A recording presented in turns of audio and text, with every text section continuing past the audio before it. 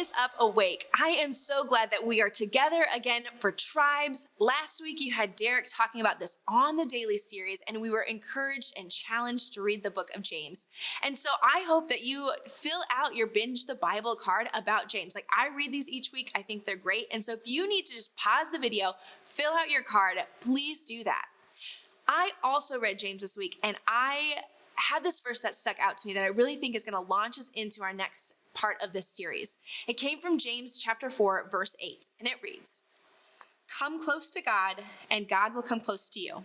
Wash your hands, you sinners. Purify your hearts, for your loyalty is divided between God and the world." And so I want to come close to God. Don't we want God to draw close to us and us to be next to him? And this idea is then like, how do I do that? How do I make sure that I'm drawing close to God? And I love this idea of the on the daily, this habit series that really James lifts up for me. Like, one of the daily habits we have is washing our hands. And I do hope you wash your hands more than once a day, but like, let's play with this idea that I'm supposed to wash my hands to get rid of the germs. And then James goes right ahead and says, okay, now wash your hearts, purify your hearts from all the stuff on the outside world that contaminates us, that messes with us. And so if I keep this idea of washing my hands, and I think it's so funny that when COVID started, we had all this marketing about here's how you wash your hands, turn on the water, get your soap, wash your hands for 20 seconds. And this is the part of the wash my hands where I actually really get distracted, like I almost start to forget. Because what am I supposed to do for 20 seconds? Do I sing happy birthday to myself 2 times? It's not my birthday yet. Do I sing the ABCs? Known the ABCs a long time. Do I count to 20 in English? How about Spanish? Do I just space off and hope that, wow, it's been 20 seconds? Like, this is the part of wash my hands that I always maybe miss out on. But that seems so silly to me that I can't take 20 seconds to slow down and wash my hands. But you also get this, like, especially if you're trying to go to the bathroom at school and it's during passing hour, and you've got, your locker to go to, you've got friends you need to talk to, you forgot that there's a test, and you're hoping that for 20 seconds you can cram that in. Like, what is it about this idea that if we're supposed to slow down, wash our hands, how much more important for us is it than to slow down and try to wash our hearts? And so I want us to look at tonight at this idea of spiritual discipline of rest. And so rest is all throughout the Bible. The Jewish culture typically called it a Sabbath or the word Shabbat. Maybe you say that 10 times as you're washing your hand, Shabbat, Shabbat. And it comes from the very beginning of the Bible in Genesis that God created the world in 6 days, and on the 7th day, he rested. Like, let's take a look at that. What does it say in Genesis? In Genesis 2:2, on the 7th day, God had finished his work of creation, so he rested from all his work. And God blessed the 7th day and declared it holy because it was the day that he rested from all his work of creation. And I envision this idea of him resting, of noticing that everything he created was enough and it was good. And he was able to go and walk in the garden, it later says in Genesis. So he walked in his creation, he walked with his creation. And so these are the goals of Sabbath, of where can we slow down and rest and say, this is enough. Where can we take enjoyment in what we've got? And finally, how can we do this all in the relationship of God? And so I want us to look at tonight then, what are some things we need to stop doing and start doing in order to purify our hearts, in order to say, I'm going to be loyal to you only, Jesus, because you're the one I want to draw close to. And so on your note sheets, we're going to jump in. The first thing that we have here is that you have to stop working and start resting. And I know a lot of you don't have that 9-to-5 job. You may not even have a weeknight job or weekend job, but it's still the question of like, what is work to you? And we're not allowed to go home and be like, Mom, Dad, I can't do my chores anymore. The lady on the internet said no. Like, it's not quite that. It's things that we do that can be fulfilling. It can be fun, but it also just takes a lot of energy out of us. And so school can fit in either one of those. It can be fun for some of us. You might be odd like me, or it can also just be really exhausting. A sport can be fun and exhausting that we desire rest from. It can be like hanging out with friends. Like, some of you are introverted and just need your time to be alone and to rest. You could be extroverted, but the whole time your mind is like, what do I say to make sure that they like me? Or how do I get that person to be my friend? And so what does it look like for us to take a step back from this work that we're doing, that you're doing as teenagers, and rest? And honestly, though, I think the biggest thing that causes work for us is this right here. This lovely phone.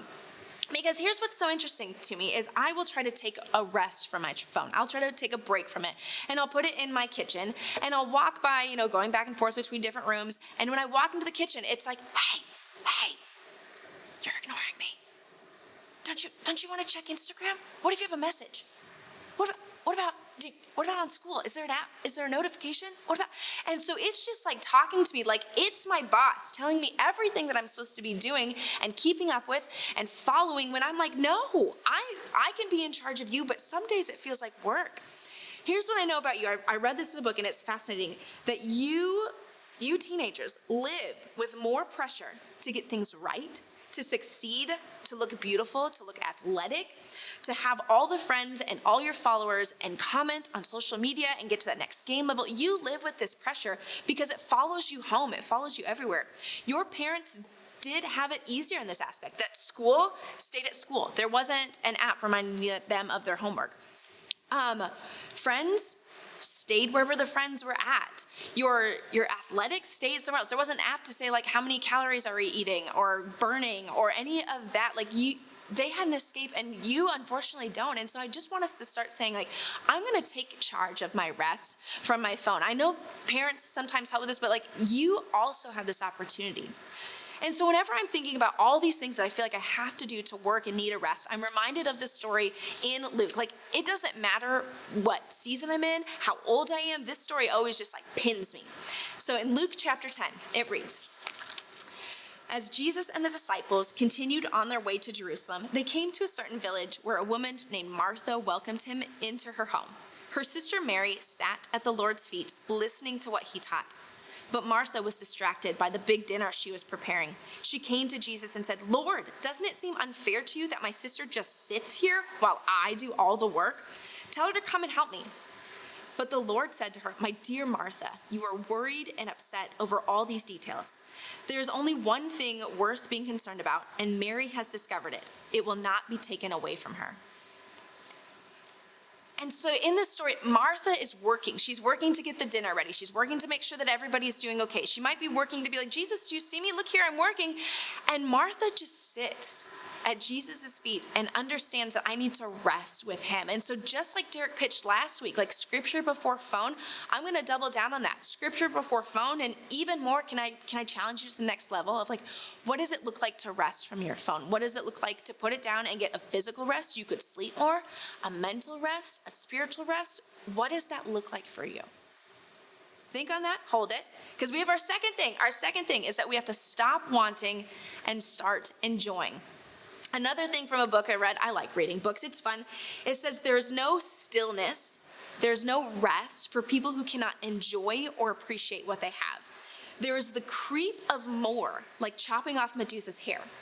So Medusa is this Greek mythology of the lady who has snakes coming out of her head. Remember, we don't like this. And the thought is if you chopped off one of the snakes, more would appear. And this is what I think happens with wanting, is we think that if I just get the next outfit, I'll feel better. If I get the next phone, I'll feel better. If I get to the next level, I'll do better. If I make the next team, I'll feel better. And it's this gathering of like, I want, and we never enjoy it. We almost enjoy the process of wanting more than what we actually receive. And so I'm looking through the Bible of like, how do we answer this? And there's a guy called King Solomon. He's David's son. He was gifted with God's wisdom, which I think is really cool. But he also, due to David's work, came into a kingdom that was set. It was the time in Israel that had the most money. They had the most land. They had the best military. Like, if somebody had it all, it was Solomon. And here's what he says in Ecclesiastes. Their days of labor are filled with pain and grief. Even at night, their minds cannot rest. It is all meaningless. So I decided there's nothing better than to enjoy food and drink and to find satisfaction in work. Then I realized that these pleasures are from the hand of God. For who can eat or enjoy anything apart from him? So I wonder, are you taking time to enjoy? Like, are you able to enjoy your friends without distraction? Are you able to enjoy your parents, your brother, your sister. Like, I know we've all been home a lot lately, and this one might be hard of just like, Lord, I'm not even sure I can enjoy 20 seconds with them. Like, if we take that washing our hands mentality, can I enjoy a moment with them? Can I enjoy my parents for the first 20 seconds after school? Like, that's really hard, but can I do it? Can I enjoy my pet? Like, this is one thing that I love to enjoy. I have a black pug, so the dogs that have their face smashed in, like they ran into a door. Listen, this dog is an enjoyment. He has survived through 3 kids, and anytime that I get to take him on a walk where it's just the 2 of us, or he sits up on my lap because he is a lap dog, like, I enjoy that. I enjoy exercising. I enjoy reading. And these are things that are just for me to enjoy, that God has given me. God has blessed me with these abilities. And so these are the pleasures that Solomon talks about that we have to enjoy. One guy I read who takes the Sabbath very seriously, he's like, no, I will take a full day off. And I'm like, wow, goals. He will get his family together and they will bake this delicious cookie. And I'm not saying like just out of the oven, like it is in a skillet that is probably covered in butter. It is fudgy. It comes out of the oven in a giant skillet, hot and warm. And they put ice cream on top of it. Like, talk about enjoyment. That sounds delicious. And so one year, this was bizarre to me. I had a goal of I was going to enjoy a piece of candy every day. Like a piece of chocolate, like, you know, the Dove commercials or the truffles we just had, like I would put it in my mouth and I was like, I am just for 2 minutes going to enjoy this piece of chocolate. Not a full candy bar, like just for a moment. Can I be still enough to enjoy a piece of chocolate? Can you be still enough to enjoy dinner without anything else? Can you remember to eat breakfast and enjoy it? I just want to know, like, what do you enjoy? Yeah. And our third thing then, I'm living in my enjoyment here, guys. The third thing, though, that we've got to move on to is that we have to stop worrying and start trusting. And I know if you were with us at the Awake Night, I talked a lot about anxiety. And here's the thing, I can't just talk about it one time. It's a habit. I have to remind myself every day that I have to stop worrying and start trusting. And there's this beautiful moment in time and in scripture where Jesus says, come to me, all of you who are weary and heavy laden, and I will give you rest. And that might be some old language for you. So here's another version that I also just really like. It comes from Matthew chapter 11. Are you tired, worn out, burned out on religion? Come to me. Get away with me and you'll recover your life. I'll show you how to take real rest. Walk with me and work with me. Watch how I do it. Learn the unforced rhythms of grace. I won't lay anything heavy or ill-fitting on you. Keep company with me and you'll learn to live freely and lightly. Jesus knows that we are weary with worry. We are tired. We are carrying big and heavy things, and we're wondering, what do we do with this? And so again, Jesus just says, I'm going to walk with you. I'm going to work with you. I'm not going to abandon you. And it's the same story and motive of God that we've had the whole time, from creation when he walked with us, from where Jesus came to earth as a human to walk with us, to say that we're not alone. And he has now sent his Spirit to live in us, to say we're not abandoned in our fears and our worries and our concerns and everything that we're carrying, that Jesus offers the real rest. And we have to trust that he can teach us, that he will be with us. And it's a huge step to say, I need to trust in you, Jesus, with all of this. And so if we think of some application of like, what do we do with these habits? And I'm going to hit those 3 real fast again. And I want you to pick one thing that you think you can start to incorporate as your habit. So again, if we're supposed to stop working and start resting, I'm going to hit it again. Like, how do we rest from our phones? I turn airplane mode on usually every night at 10 p.m. and it doesn't get turned back on until 6 a.m. It is my alarm. I should work on that. You can set a timer for how long you're on your social accounts. And so what is it that you're doing that incorporates rest from your phone? That's saying, no, I'm going to take a break from you. I'm in charge. Second thing then was to stop wanting and start enjoying. What can you enjoy every day? What can you just do because it's fun for you? And it can't be the phone. The phone, I know, it can be fun. It's a blast. But like, what is something different there? One thing I know for me is on Sundays, I am off social media. I'm not on it because I need to enjoy what is around me. I don't want to be stuck in this like mentality of being somewhere else or wanting this or wanting that. Like, I'm off. And the third thing we have is to stop worrying and start trusting. And so I wonder, again, if we go back to where we started with James of washing your hands, like what if as you start to wash your hands, you start to say, God, I want to draw close to you and and will you draw close to me? Wash me whatever is making me divided or disloyal. Next week, Caitlin's going to come up here and she's going to talk about prayer. Like, could you pray while you wash your hands? Building habits together. Because our heartbeat is that we all want to draw close to God, and we can do that on the daily.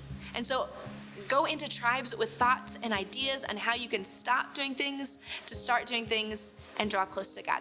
Blessings a week.